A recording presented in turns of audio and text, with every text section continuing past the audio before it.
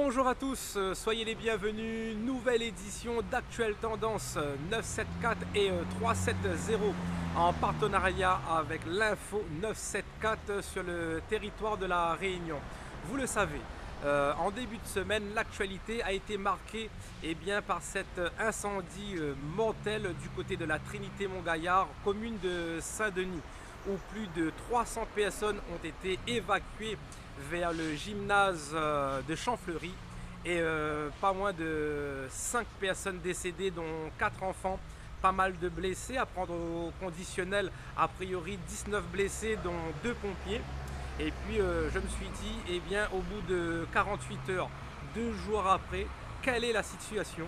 Et justement l'invité de ce soir va répondre à notre question et c'est parti dans Actuelle Tendance.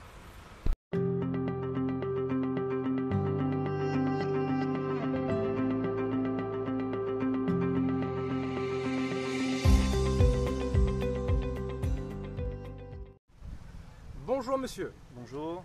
Comment allez-vous? Ça va? Super, je vous laisse vous présenter. Alors Fontaine Eric, AICK, Confédération Nationale du Logement, CNL. Très bien, donc 48 heures, 2 jours après ce drame à Montgaillard de la Trinité, on en est où? Déjà, je crois que la première chose à rappeler, c'est que la Réunion est meurtrie par cet incendie. Tout à fait. Qui nous marque, qui nous touche énormément. Ça me marque d'autant plus que je connais très bien cet immeuble, je connais les locataires de cet immeuble. Et c'est un drame qu'on a vécu et qui nous marquera à jamais à La Réunion et marquera les locataires qui étaient là-dedans, qui ont vécu une nuit d'horreur. Ça c'est je crois que le premier point, bien faire comprendre à tout le monde, c'est qu'on ne pourra pas oublier ce qui s'est passé ce soir-là. Tout à fait, justement, d'où l'importance, on va dire, d'encadrer toutes ces personnes. Oui, c'est pour ça que la mairie de Saint-Denis, la préfecture, ainsi que tous les autres partenaires, le conseil départemental et les autres, la CAF, etc., CCS, Croix-Rouge, et j'en oublie, il y a tellement, se sont mobilisés dès le premier jour donc pour essayer d'apporter le minimum qu'on pourrait apporter effectivement à ces locataires qui étaient en grande détresse, qui sont toujours en grande détresse. Apporter un minimum, c'est pouvoir dormir, pouvoir manger, pouvoir se reposer, être suivi par un appui évidemment psychologique.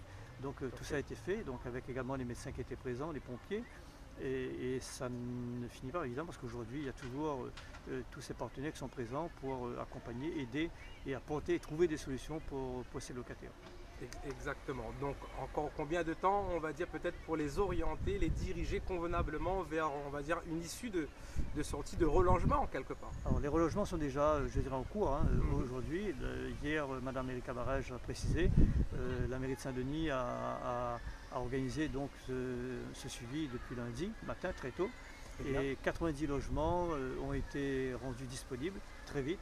Et donc la SIDR procède actuellement, en tout cas, à la signature des baux progressivement et au relogement des locataires progressivement. Donc c'est une étape. Et après, bien sûr, il y a aussi la partie d'équipement de ces appartements. Donc on l'a dit également, la mairie de Saint-Denis l'a rappelé plusieurs fois, ainsi que la SIDR, qu'il fallait que ces locataires rentrent dans des logements avec le minimum de mobilier. Et c'est ce que tout le monde met en œuvre aujourd'hui pour faire en sorte qu'ils seront dans le logement, ils seront quand même bien installés. Et voilà, j'aurais oublié, non pas oublié, mais bien installé au moins.